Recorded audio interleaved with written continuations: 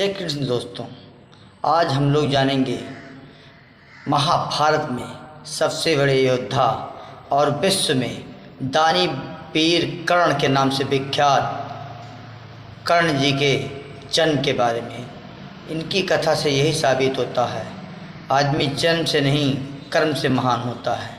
इस कथा को आप लोग एक बार ध्यान से जरूर देखिए। जय श्री कृष्ण। क्या आप जानते हैं महारथी कर्ण का जन्म कैसे हुआ था और आखिर क्यों उन्हें महारथी कर्ण और दानवीर कर्ण क्यों कहा जाता है? इसके पीछे क्या रहस्य छिपा है? चलिए आज इसके बारे में विस्तार से जानते हैं। एक दिन माता कुंती सुबह तक सोई हुई थीं। तभी सूरज की किरणें उनके ऊपर पड़ी और उनका मन बहुत विचलित हो गया। जब वो बाहर आईं तो उन्होंने देखा कि आकाश में सूर्यदेव अपनी पूरी तेजस्विता और शक्ति के साथ विराजमान है। दरअसल कुंती को बचपन में ऋषि दुर्वासा से एक दिव्य मंत्र प्राप्त हुआ था। इस मंत्र की शक्ति से वो किसी भी देवता को बुला सकती थीं और उनसे वरदान प्राप्त कर सकती थीं। एक दिन जिज्ञासावश उन्होंने उस मंत्र का प्रयोग किया और सूर्यदेव का आह्वान कर दिया।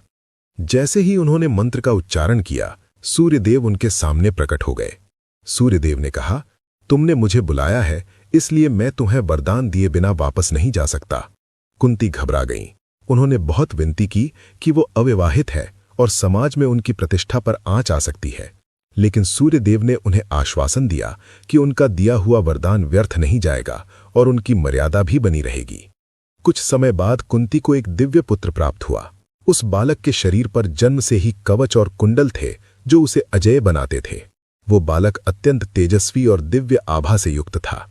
लेकिन उस समय कुंती केवल 14 वर्ष की अविवाहित लड़की थी।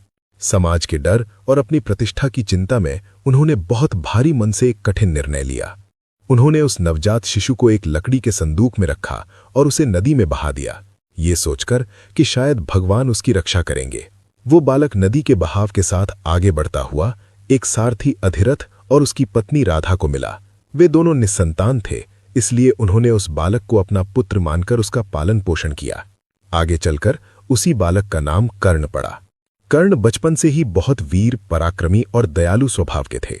उन्हें धनुर्विद्या में बहुत रुचि थी और वो एक महान योद्धा बनना चाहते थे, लेकिन समाज में उन्हें अक्सर सूत पुत्र कहकर अपमानित किया जाता था। आगे चलकर कर्ण महाभारत के सबसे महान युद्धों में से एक महारथी कर्ण बना। कहानी का अगला भाग देखने के लिए कमेंट जरूर करें।